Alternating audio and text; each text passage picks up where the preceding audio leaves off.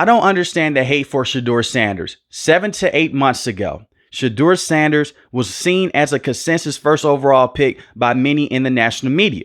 You even had certain members that are fans of the New York Giants and the Las Vegas Raiders. They were so upset during the season when they were winning football games that they felt like they shouldn't have won because they wanted to draft Shador Sanders. Even dating back to 4 months ago, Shador Sanders was mocked to go within the top 5.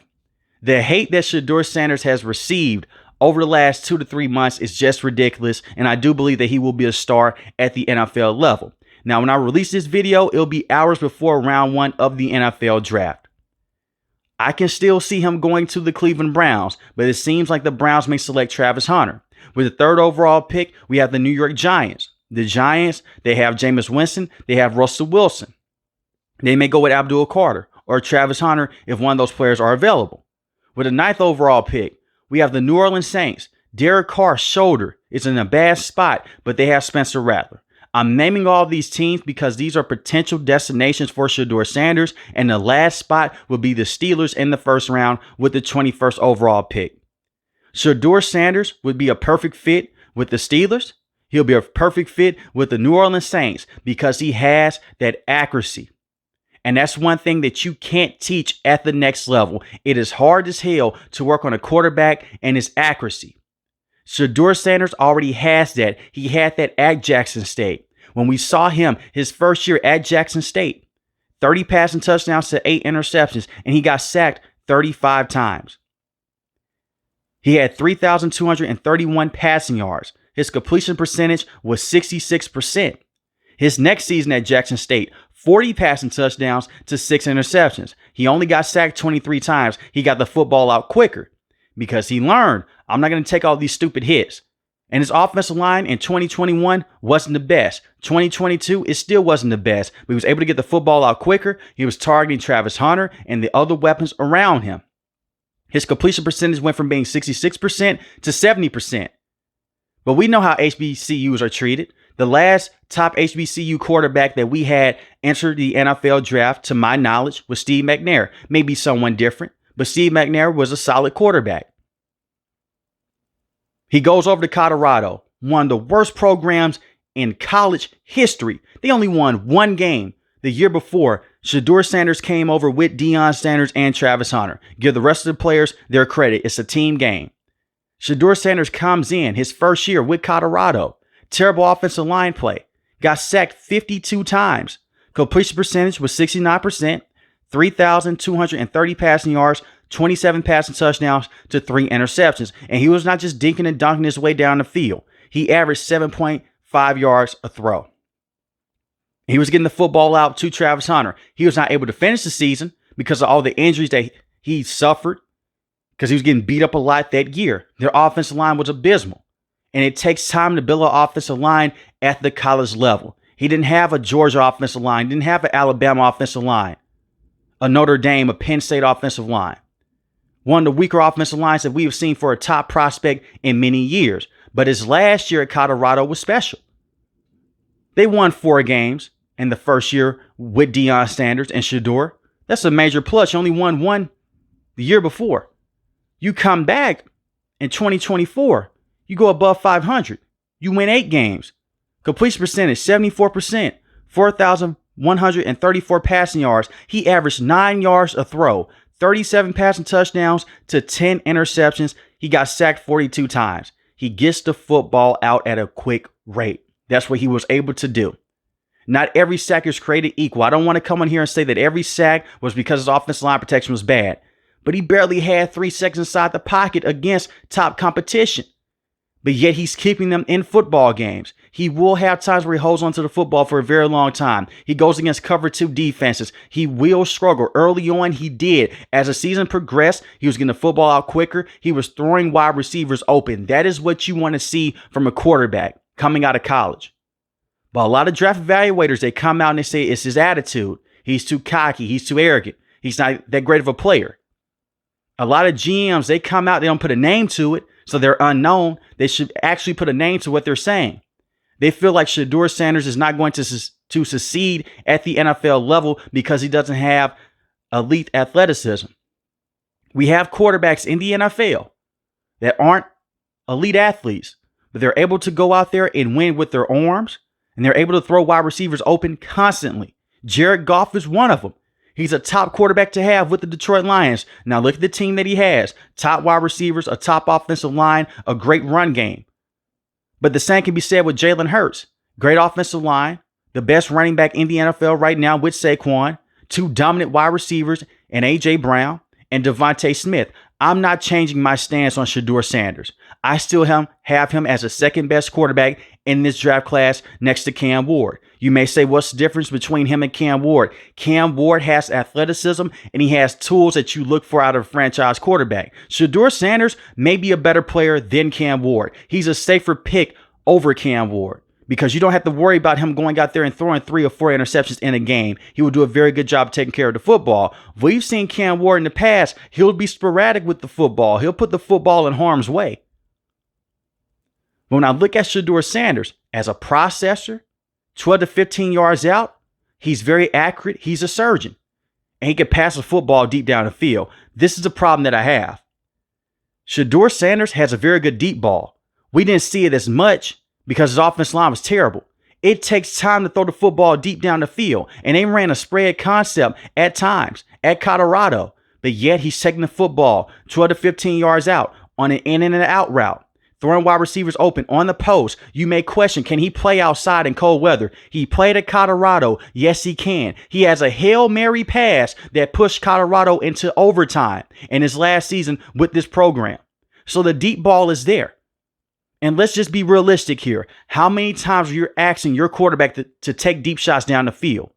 Most deep routes, they're a decoy. You look at Patrick Mahomes, even when he had Tyreek Hill and Travis Kelce, he was being very methodical down the field. Not every single game he was throwing the football deep down the field 50 yards 5 to 8 times a game. You're going to be a surgeon. I don't care who you are. In colder weather, you're not going to take multiple shots down the field, especially if it's snowing. You're going to run the football, work off a play action, and ask your quarterback to manage the game. And we've seen this. We've seen this with Patrick Mahomes in the last few years. He's still the best quarterback in the NFL because he's able to make plays that other quarterbacks can't. But he's a once-in-a-generational talent. And the same with Lamar Jackson and Josh Allen. I feel like a lot of draft evaluators have been proven wrong by those 3 quarterbacks. And if you aren't those 3 guys, you don't matter. And I don't feel like that's fair. They did the same thing with CJ, with the Houston Texans. They hated on him because of a cognitive test score. He was not able to go out there and score high on that test. Then you go see interviews of him reading film, reading adjustments, throwing wide receivers open, reading defensive plays right at the line of scrimmage, taking the routes. And look at the Houston Texans. They have been a perennial playoff contender within the last 2 years. They made the NFL playoffs and they won a playoff game with CJ in their first year of a rebuild. You look at Bryce Young. They hyped up Bryce Young. So far, the success hasn't been there with the Carolina Panthers just yet. But in the back half of last season, we saw him play better. Many people, they like to speak of Lamar Jackson. He doesn't have a Lamar Jackson type speed. He can't throw the football deep down the field like Lamar Jackson. These are the same analysts that are saying Lamar Jackson should be a wide receiver instead of a quarterback. Let's not forget that. These are the same analysts that were saying that Josh Allen would not succeed at the NFL level because he did not play at a top program. He went to Wyoming. Big physical quarterback the first 2 years. They weren't the best, but we saw the Buffalo Bills help put talent around him and Stephon Diggs and Gabe Davis, and it helped mold him into being a top quarterback in the NFL. And the same with Patrick Mahomes. Patrick Mahomes came out of Texas Tech. He was raw as hell as a prospect. Andy Reid is looking at him. And he's saying, man, if I can mold this quarterback, I can win a lot of Super Bowls with him. Let's go up and let's trade up and let's get him. And they go get Patrick Mahomes. And they let him sit for a year. He only played 1 game his rookie season, the last game of the regular season. Alex Smith got to go out there, be that starter. When it was time to move off of Alex Smith, they brought in Patrick Mahomes. I bring up all of those examples to show this. You can be right. You can also be wrong. I believe a lot of people are wrong on this. You don't change your stance because of a couple of interviews. That means that you were not watching Shador Sanders at that point in time of his career. I've seen him all the way through from Jackson State to Colorado. He was never an elite athlete ever in his career, even dating back to high school. He's always been known for his accuracy and how effective he's been at the line of scrimmage and his toughness. The fact that he's able to get up after taking those hits instead of just showing a light on the positives of his game. We hear about negative comments, how he is against certain coaches. Can he be coached without Deion Sanders, which I think is a very idiotic thing to say. We've seen him work with different coaches. Deion Sanders is not the offensive coordinator with Colorado. That was Pat Shurmur. Pat Shurmur ran a pro system. He's a former NFL coach for the New York Giants. He comes over with Shador Sanders. He places him in a better situation. And he's dealt with different offensive coordinators throughout his entire career at the college level. When you look at the numbers right here for Shedeur, completion percentage against the blitz in 2023, it wasn't the best. He was not good against the blitz. He comes back in 2024. He was first in completion percentage, second in yards per attempt, 10.8, passing touchdowns, 14. That was tied for the fourth most. His QBR against pressure in general was 92%, pardon me. That was the fourth best in FBS. Shador Sanders did that. I don't care if his name was Tom Jones. If he wasn't Deion Sanders' son, I would have the same energy I have right now. He has a long way to go in his development. Every quarterback does when you select them in the first round. But I look at the best fits. I'm going to say it again. The Cleveland Browns, you don't have a true franchise quarterback on your roster. You could potentially have that with Shador Sanders. They should select him with the second overall pick. Shador Sanders, he's better than Tyler Shutt. Tyler Shutt, who many people are trying to push into the first round, I don't believe is going to happen. Tyler Shutt played 7 seasons in college. He was a backup to Justin Herbert. That is how long he has been at the college level. And he's dealt with injuries in the past 3 seasons in a row, especially with Texas Tech. His last year with Louisville, he did play better, but he is still not a top quarterback in my opinion. We could talk about the size and all this other stuff that we want to bring up with physical tools. Anthony Richardson has the size. He has the physical tools. How has he looked so far at the NFL with the Indianapolis Colts? He's played so well. They have him in the quarterback competition as I record this video with Daniel Jones.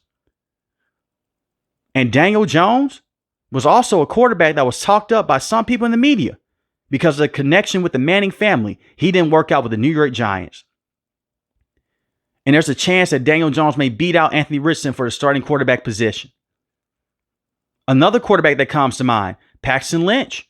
With the Denver Broncos many years ago, he had very good athleticism, a strong arm. He could go out there and throw the football across the middle of the field like it's nothing. He didn't work out. Zach Wilson, he was this elite prospect also. He had one great year at BYU, just one. And I said this 4 years ago when he first came out. You guys can go back and listen to that video. It's still in this channel. I said that he was a very overrated prospect.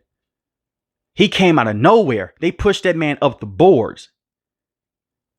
They were calling him the next Patrick Mahomes because he made a couple plays to where he was able to throw the football deep down the field across his body. Zach Wilson was a complete bust on day one. It went so bad that they had to bring in Aaron Rodgers. And he was never able to succeed as a quarterback with the New York Jets. We'll see what happens in his future. Christian Hackenberg is another one with the New York Jets. He had physical tools. It never worked out. You don't have to be this insane athlete at that position to work out at the NFL level. I just want to know what changed with many people. For a quarterback that was able to go out there and have 37 pass touchdowns and 10 interceptions. He was able to go out there and uplift the program, not by himself, but he was a huge part of it.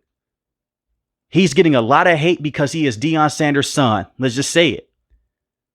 Because there's going to be a side of the camp. They're saying the only reason he's hyped up like this is because he's Deion Sanders' son. It can work both ways. That can be true. And the other side is most definitely true that he's getting a lot of hate because he's Deion Sanders' son. They're trying to push up Tyler Shutt and Jalen Milroe over this man. That's disgusting. That is nasty work, especially with Jackson Dart. And I like Jackson Dart a lot. I think that Jackson Dart could be very successful at the NFL level. But he came over from a quarterback-friendly system with Ole Miss. Look at his numbers compared to Matt Corral. They're very similar. And many Ole Miss quarterbacks within the last few years, they have not worked out at the NFL level. There's a lot of RPOs, a lot of misdirection, a lot of gimme reads. Why not talk about that with Jackson Dart? And instead you hear about the elite traits able to make plays off scrimmage. They rarely talk down on him. These same analysts, they came out 4 or 5 months ago. They called Cam Ward a quitter. They didn't want Cam Ward. They were hating on Cam Ward because he didn't finish out the game. Cam Ward's better than me. And the reason why I say that, go out there and play your team and play with your team at the college level. I understand it. What happens if he goes out there and he gets injured? Now, he may not go in the first round. Look at Jalen Smith many years ago. He got injured at the college level. He slid all the way down to the second round to the Dallas Cowboys. You miss a lot of money. Cam Ward did not have to play in that game in general, but he did. It was a bowl game. He came out, he played in the game, then he took himself out, and they called that man a quitter. But they pushed that to the wayside to just hate on Shador Sanders even more. Cleveland Browns be a very good fit. The New York Giants, that doesn't make sense anymore because they have Jameis Winston. They have Russell Wilson. They can select a quarterback in rounds 2 or 3 like a Jalen Milroe or a Tyler Shutt or even a Jackson Dart because they had that veteran in place. But I look at a team like the New Orleans Saints, Derek Carr is injured. And Derek Carr right now is not a good quarterback. If Shador Sanders is there with the 9th overall pick, you should take Shador Sanders. You should run to the podium if you're Kellen Moore.